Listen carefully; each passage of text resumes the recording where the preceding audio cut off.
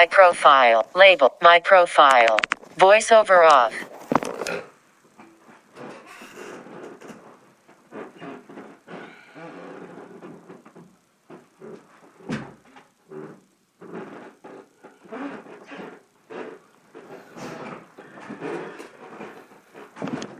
Bismillah ar-Rahman ar-Rahim. Alhamdulillah Rabbil Alameen. Salatu wa salamu ala Rasulih al-Kareem. Sayyidina wa Habibina Muhammadan wa ala alihi wa ashabihi wa sallama tasliman kathira wa ba'd. After praising Allah subhanahu wa ta'ala, the Lord of all of the worlds, and send the salutation upon his blessed noble prophet, the chief and the beloved one to us, Muhammad ibn Abdullah sallallahu alayhi wa sallam. Welcome to another episode, as they say, Ahlan wa Sahlan. Welcome back to another episode with Marcus Safinatul Nuh, known as Marcus Safinatul Nuh in English, Noah's Ark Institute, or Noah's Ark Inc. We want to elaborate and give a little more detail to the issue of music, song, and dance.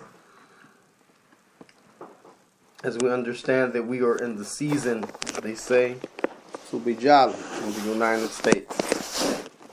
Meaning people are celebrating and happy because they are in the holiday season from amongst the non-Muslims. And we also have, unfortunately, from amongst the Muslims that think that this is a issue that's open because they are American or that they live in America, and so thus they should be involved in the likes of these celebrations that include music, song, and dance. And this is not just the issue with, as we say, foreign Muslims, those that come from other countries and they have settled here and they have one or two generations of children or grandchildren, but rather we have some, as we say, the grassroots Muslims, from the African American, from the white American, from the people that are here, from the different countries, as well as those who are the grassroots. That they believe and they feel that this is something to be exercised as freedom. So we'll talk about this in light of what we had already presented when we talked about this yesterday in the Khutbatul Jumu'ah, the Friday sermon. And we ask Allah to guide our tongues, purify our hearts, and to give us guidance with the issue and to make it clear to those who are sincere. Ameen. We have mentioned the statement of the Prophet sallallahu alaihi wasallam, which is in the hadith, the narration of the famous companion Abu Hurairah. Abu Hurairah, which his name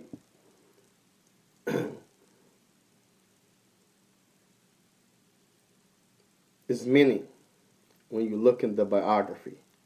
But the one that's most known and that the people used to call him by the most was Abdurrahman ibn Sakhr. And his nickname was Abu Hurairah. Abu meaning the one who looked after, and Hurairah meaning the small cats. This great companion of the Prophet ﷺ, he accepted Islam late during the event of the coming of the Prophet. Towards the end, some scholars said the last remaining 3 years of the Prophet's life, and that he was approximately 40 years of age, while that did not prevent him from becoming one of the greatest scholars and narrators of the statements and actions, the teachings of our noble Prophet sallallahu alaihi wasallam. And some of the Orientalists, as they call them, mustarikun, those who study Islam from amongst the Orientalists in order to use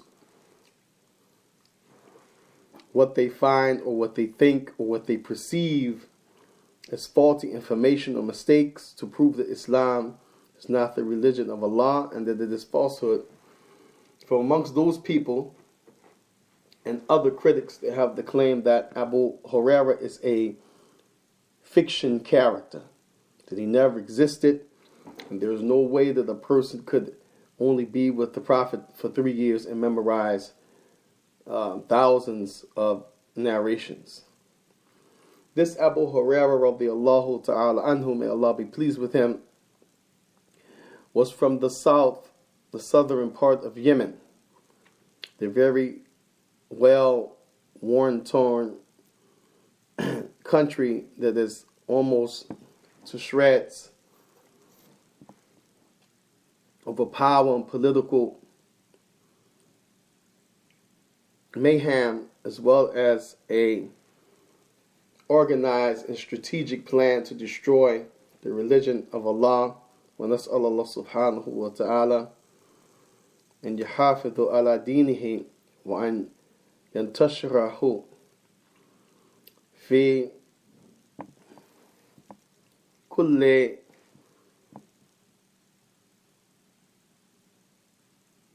بدل من البلدان على وجه الأرض. And we ask Allah subhanahu wa ta'ala to make His religion triumphant and to clarify the truth of it against the falsehood of it, and to make it prevalent in every place, every corner, every town, country, from amongst the places on the face of this earth.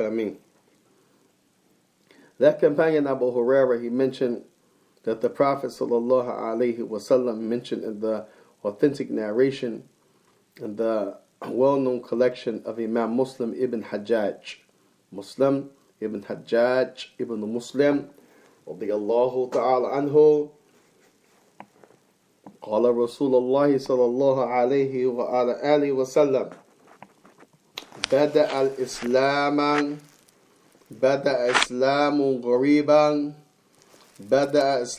غريبا وسيعود كما بدأ غريبا فتوبوا إلى الغرباء فتوبوا إلى ماذا إلى الغرباء. Well, the Prophet ﷺ, he said that Islam began as something strange, and that Islam will return like it began strange. I mean, it will come and it will dwindle. It will come and it will dwindle, and each time it will come and it will go and return. It returns something strange from generation and time to time, place to place. And the Prophet ﷺ said, Tuba ila al-ghuraba.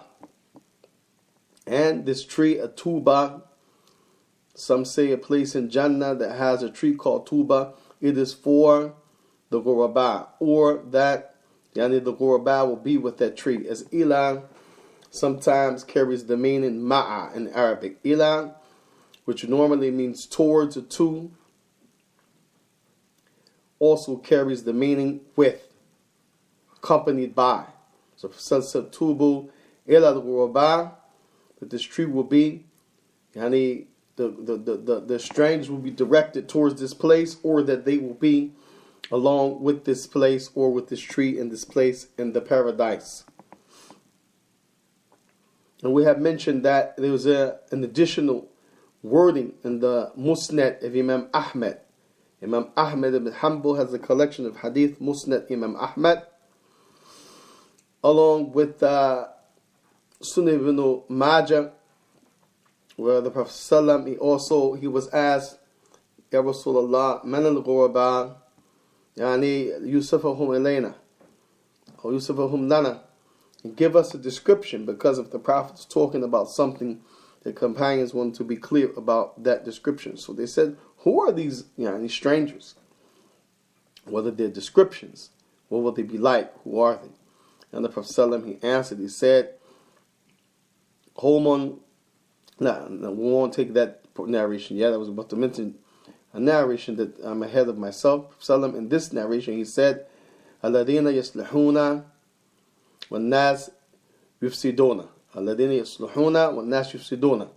Those that they are correct, while the others from amongst the people, they are not correct. Those who they make and keep their deen proper, they keep their religion and that practice that they have in a proper way, while others they spoil it or they ruin it by adding and mixing and leaving off. The Prophet he also mentioned in the hadith of Abi Sa'id al-Khudri and the likes of Abdullah ibn Amr ibn Mu'as in the Mu'jam of Imam al-Tabarani, he mentioned Alladina Fawra Alladina Fawra Alladina Fawra fi dinihim, those who flee with their religion. Imagine you have valuables, clothes, money, jewelry, if something breaks out and you don't have time to get anything, the only thing you can go with is that which is on your back, that which you have on your physical presence at that time to save your life. This is an example of those who they flee with their religion. They flee. It's all you have is what Allah commanded you with, and the messenger. You have to safeguard it, and when it's time to safeguard it, then you flee.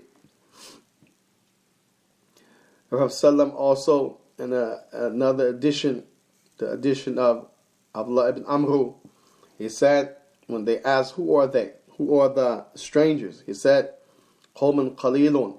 Qawmun qalilun, a very small amount of people. Finnas su'i, while they are going to be with evil people. So you have the minority that will be with evil people. We'll see him kathir. And those evil people, they are disobeying Allah a lot. This is the most of what they have in their life and their customs and their practice, disobedience. Yutuna qalil.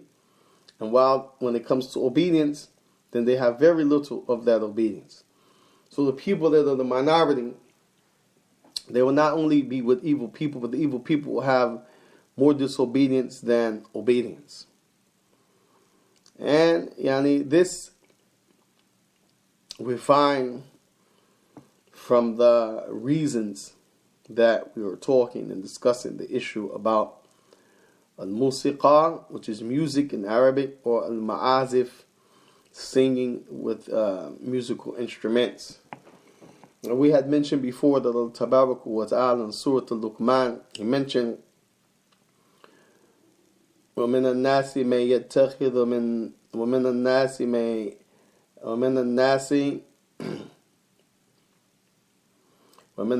مَن يَشْتَرِي لَهْوَ الْحَدِيثِ وَمِنَ النَّاسِ.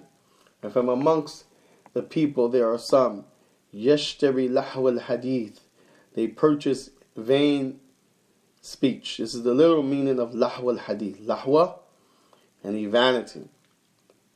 Has no benefit. You get no reward from Allah. Doesn't raise your religious, spiritual, or moral merit. It's just something you're doing.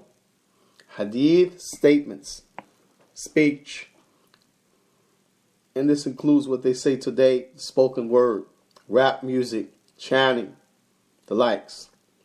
Here Allah subhanahu wa ta'ala clearly said in Surah Al-Luqman, 31st verse, وَالنَّاسِ مَن يَشْتَرِي لَهْوَ الْحَدِيثِ. Amongst the human beings, amongst mankind, those who they purchase this vain speech. And the scholars of tafsir, like the likes of Imam Ibn Kathir, when they talked about this issue, they brought narrations talking about a people in Yemen. So this was revealed about people in Yemen. And of course they were not buying CDs or as we used to have the cassette tape, or even before that, the 8-track tape for those who go back that far. So how, if this was not part of the custom of the people, CDs, tapes, etc., how were they purchasing this? The scholars of the explanation of the Quran, they mentioned they will pay for, like we say, live bands, live concerts. They will pay for this. Hire people to come and give entertainment, amusement. As the word yashtari could mean buy or sell. Could mean either or. Here it means to purchase, to pay for. What are they paying for? Lahwa, vain, hadith, speech. Why were they paying for that? Allah continues to say, لِيُضِلَّ عَنْ سَبِيلِ اللَّهِ. لِيُضِلَّ, from the word dalla. Dalla means astray, to err. لِيُضِلُّ عَنْ سَبِيلِ اللَّهِ. In order to cause people to go astray from the path of Allah. So you have the first statement of Allah, وَمِنَ النَّاسِ مَن يَشْتَرِي لَهْوَ الْحَدِيثِ. From amongst the people, some of them will purchase this vain speech. They will pay for it the way that it was revealed as a hiring of entertainers. Or if we fast forward to modern day, it includes purchasing it on the CD, purchasing it on the DVD, downloading it from one of the videos, Videx or Vidcom or Netflix, or buying it on a CD, whatever. Buying it as it's a ticket for a concert. It's all inclusive. لِيُضِلَّ عَنْ سَبِيلِ اللَّهِ لِيُضِلَّ عَنْ سَبِيلِ اللَّهِ بِغَيْرِ عِلْمٍ. And they are doing it to make people astray, meaning that the consequence is that you will be astray. And they don't intend by it any guidance for you. That's why Allah said, بِغَيْرِ عِلْمٍ. It's not based upon knowledge. And we'll give some examples of that. The famous companion Abdullah ibn Mas'ud, the one that said, I was with the messenger when these 70 surah were revealed. He said, the lahw al-hadith, if it doesn't mean ma'azif, singing and musical instruments, he said that I don't know what it means. And this was the way that the Arabs used to speak. In other words, it's nothing but singing with musical instruments. And you find many of the other companions with the same opinion. You find the same companion, Abdullah ibn Mas'ud, he said, Al-Mu'azif yanbitu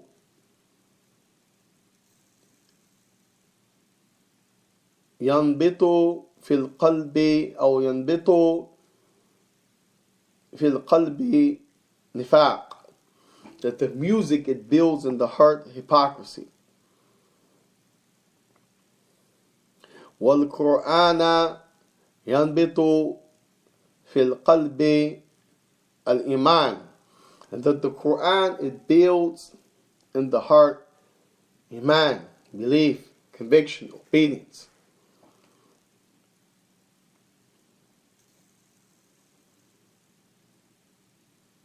Therefore,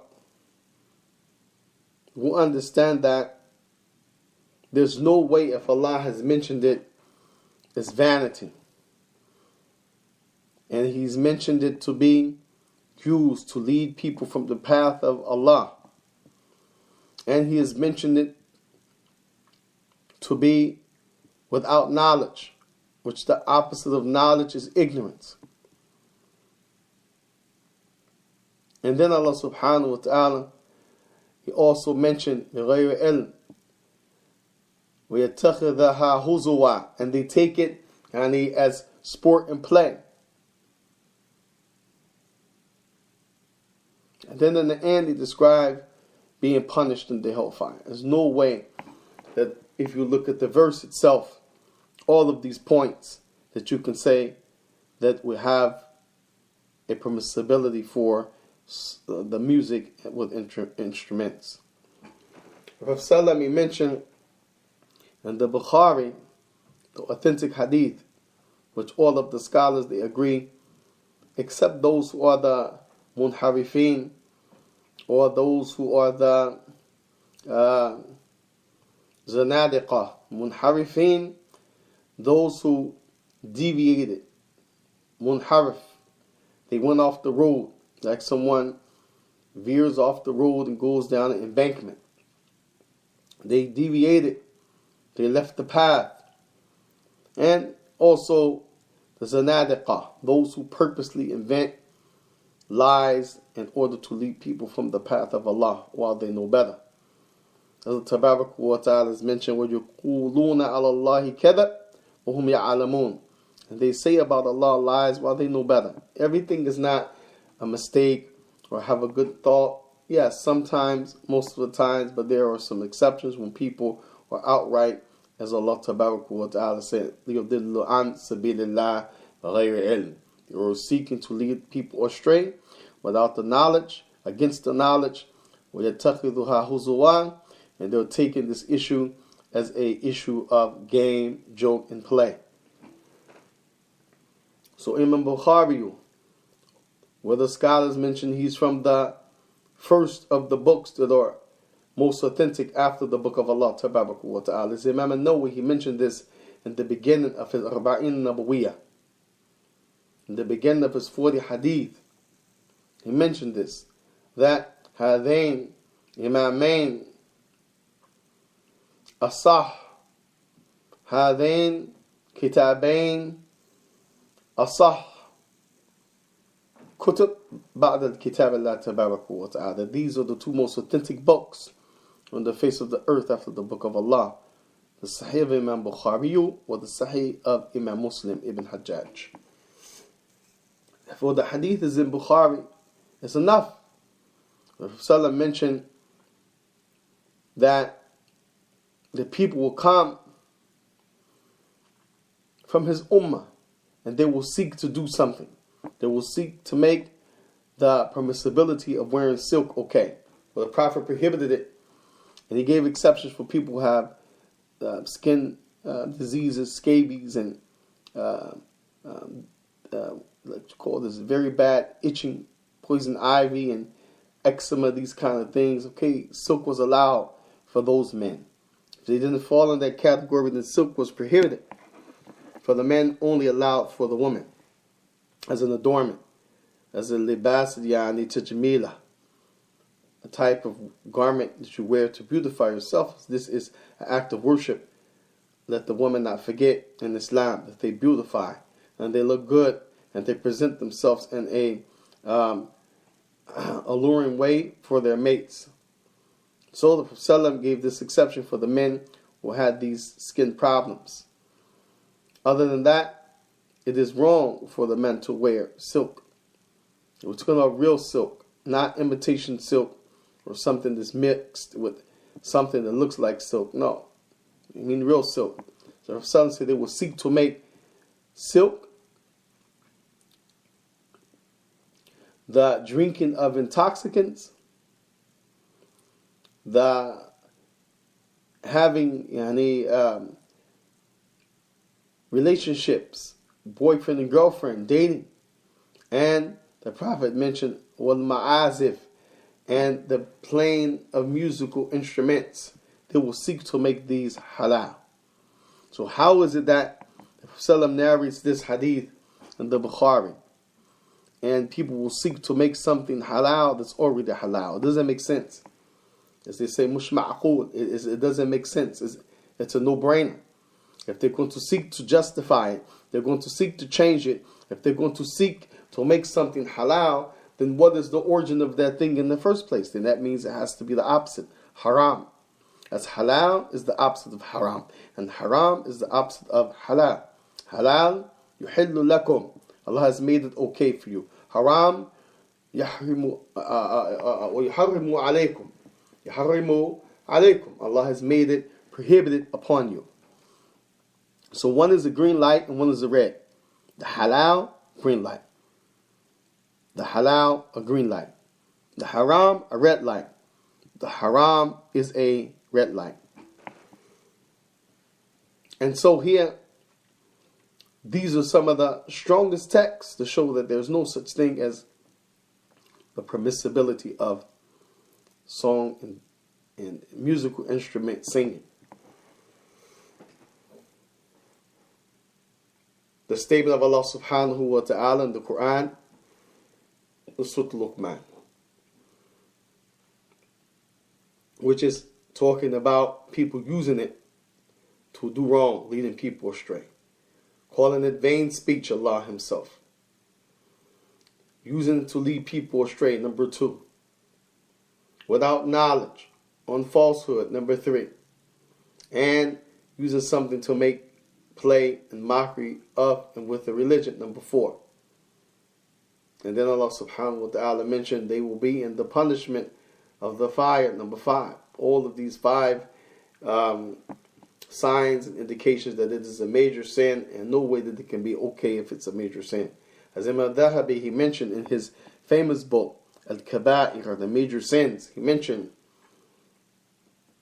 if Allah subhanahu wa ta'ala mentions adhab, punishment, or if Allah mentions wa'id shadid, a real stern threat about something, or Allah He mentions ash-shaytan, the devil, or Allah He mentions an-nar, the fire, or Allah mentions anything, like being astray and being blamed and like this, then these are signs of something that's a major sin. So we have وَمِنَ النَّاسِ مَنْ يَشْتَرِي لَحْوَ الْحَدِيثِ. So you have lahwa and you have hadith. That's one phrase. Vain speech. Vain speech is haram. The Prophet ﷺ said, when he mentioned the Bukhari and Muslim, اجتنبوا سبع الموبقات. Stay away, and I command you to avoid the 7 most lethal things. And this doesn't mean they're the only. This means 7 of the most lethal. As in another narration, he mentioned the same thing, but he gave different product. In one of the narrations, he mentioned Aquq al-Walidain, and he mentioned which Aquq al-Walidain is disrespectful and being undutiful to the parents. Then he mentioned Watawali Yawm al-Zaf, Watawali Yawm al-Zaf, and to turn away and leave the people that you're with the day when you meet the enemy. You're supposed to retreat together or stay and fight together. Some of you don't leave and run and abandon, turning the people that are with you to fight alone by themselves. So the Prophet mentioned that as a sin. But in another narration, he didn't mention the one who's turning away cowardly at the time on the day of the battle. Another one, he mentioned Allah barakallahu fikum, Allah akala mal yatim, devouring, using the wealth of the orphan. And we know the orphan means one who has lost his mom or dad or both of them before the age of puberty. Islamically, he's an orphan. As your Prophet ﷺ was an orphan. As Imam al-Shafi'i was an orphan. As many of the people of knowledge, they were orphans. Shaykh al-Muqbili was an orphan. Meaning their moms or their fathers died before the age of their puberty. The point is, in this hadith, the Prophet ﷺ mentioned, stay away from 7 of the most lethal things. Some of the times he mentioned something different, while he may have mentioned the main things and kept those there. He may have interchanged 1 or 2. But in all of them he said, shirka billah or ishraka billah. The making partners with Allah. That never changed. Aquq al-Walidain, and some narrations and other narrations, no.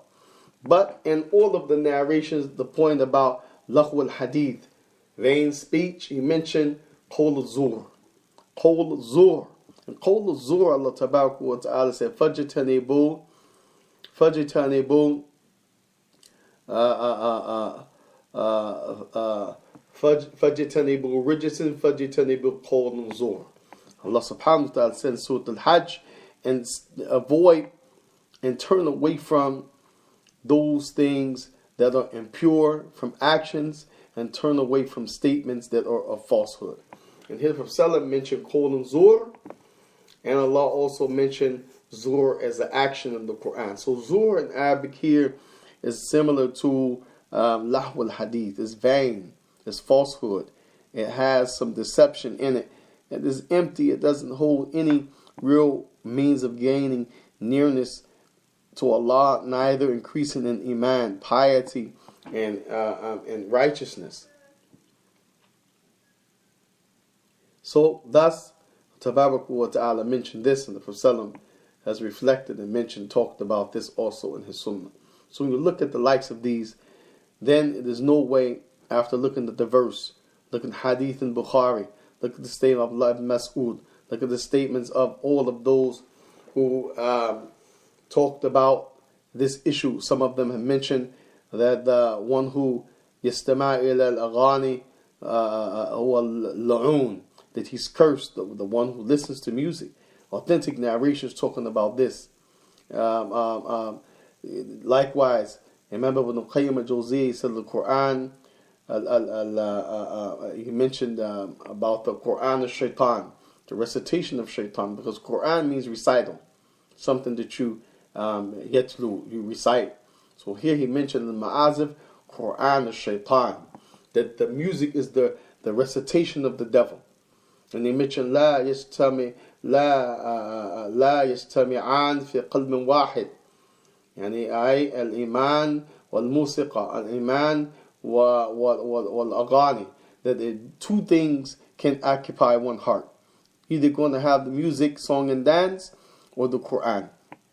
Well, the Quran, no music, song and dance, but you want to have both. And this Allah subhanahu wa ta'ala mentioned وَذَاكِرِينَ اللَّهَ كَثِيرًا وَذَاكِرَاتٍ, and the man and female that remember Allah much. Allah promised أَعْدَ اللَّهُ لَهُمْ مَغْفِرَةٌ وَأَجْرٌ عَظِيمًا, that Allah has promised for them forgiveness and the magnificent reward, which means entering Jannah. And this Allah subhanahu wa ta'ala said, يَا أَيُّهَا الَّذِينَ آمَنُوا اذْكُرُوا اللَّهَ ذِكْرًا كَثِيرًا وَصَبِّحُوا بُكْرَةً وَأَصِيلًا. O you who believe, I command you to mention and remember Allah much in your hearts and on your tongue, and mention Him in the morning and the afternoon. وَلِذِكْرُ اللَّهُ أَكْبَرُ.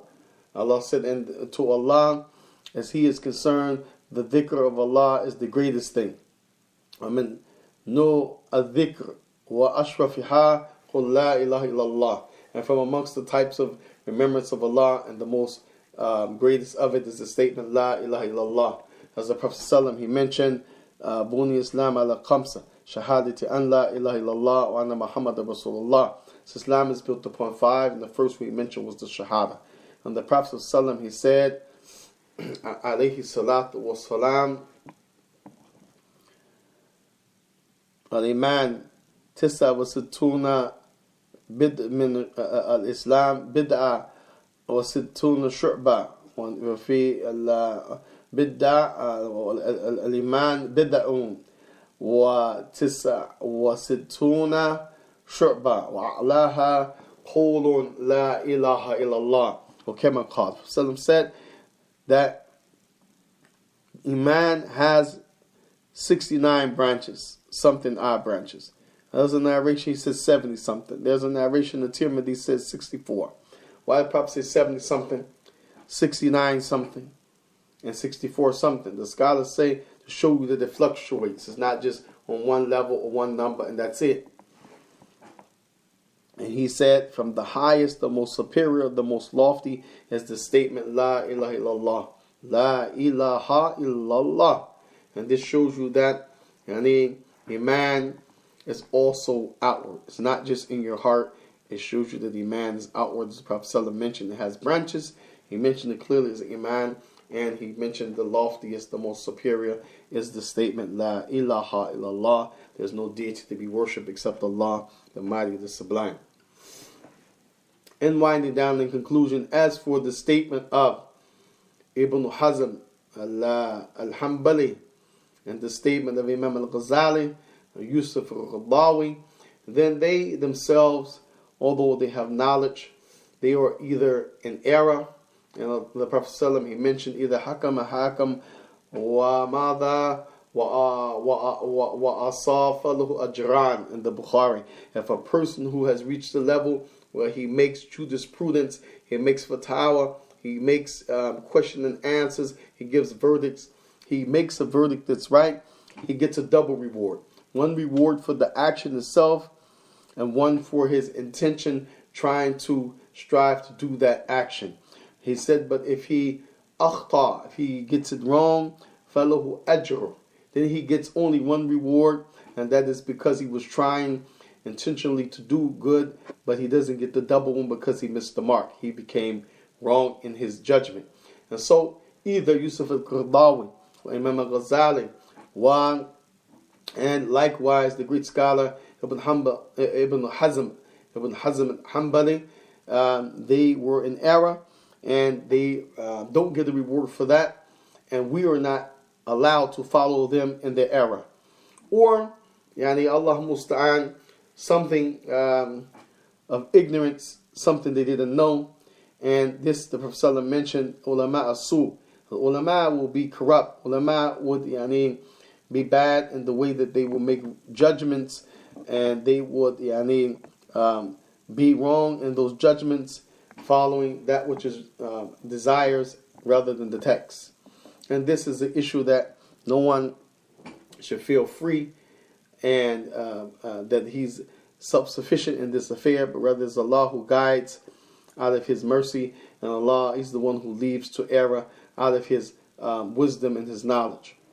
So we cannot follow them when we have clear text from the Book of Allah Tabaraka wa Ta'ala, the Quran, from the authentic hadith of the Messenger, clear statements of the noble Prophet and his companions. As for the statement of Imam al-Shawkani, as he mentioned in his famous book of fiqh, Nail al-Awtar, he said, أنه جمهور علماء على أن الأغاني أنه haram. And he said that the word jamhur, normally people translate this or understand to mean the masses of the scholars. Here Imam al-Shawkani, he said it means a'immatul arba', the four great imams, Abi Hanifa, wa Imam Malik, wa Imam Shafi'i, wa Imam Ahmad. This is the meaning of the jamhur in this case, that the four great imams took the position that music was haram. Singing, instruments, playing was haram. And you find, Barakallahu Fikum, the people of Medina give an exception and other narrations along with Imam Malik for the Eid and Ghazwa, when people are going, the expedition for fighting, and the Eid celebration, and Arusa, Haflatul Zawaj, the marriage party for the women. This is restricted to that. It is not wide open because somebody did it once, or the Prophet allowed it when Aisha was young and small. Then okay, the door is open. Let's boogie, let's play, let's dance, let's sing. Even if we say Allah, Allah, Allah and clap, this makes it okay. No. And someone will say, well, I'm praising Allah Tabaraka wa Ta'ala. How can you tell me I can't do this? This is ibadah. How can you say this is bid'ah? Well, I mean, the origin of tasbih, is bid'ah. No, it's ibadah, of course. No one will say the origin of sin, subhanallah, is bid'ah. Not even a madman, nor a person insane. But if you take something, the origin of it is worship, and you do it in a way that the Prophet didn't do it, then it becomes bid'ah idafiyah, an innovation connected to something that the origin of it was okay. Thus, even if you say Allah, Allah, Allah, and clap, it's bid'ah. And if you're trying to do something to gain nearness to Allah, then we'll understand that it's consensus by the Book of Allah, the Sunnah of His Messenger, and the companions, and the Tabi'een, that you must have evidence for that which is ibadah. Before you do the action of worship, there must be a legitimate authorization from Allah and or His Messenger. As for the issue of civil injunctions and daily activity and those things, then all of those things are okay until specified otherwise. As for the ibadah, or that which you use to get close to Allah, you need a text. And this is what we want to present around the issue, clarifying the issue of song and dance for the Muslims. وَنَسَأَلَ اللَّهَ تَبَارَكَ وَتَعَالَى يَهْدِيَنَا إِلَى سَبِيلِ الرَّشَادِ. We ask Allah to guide us to a straight way and to forgive us for our sins. And we ask Allah Tabaraka wa Ta'ala to show mercy upon us and to make us from those who hear and follow the best of what we hear and to obey. وصلى الله وسلم وبارك على رسوله الكريم وعلى آله وأصحابه وسلم تسليما كثيرا والحمد لله رب العالمين.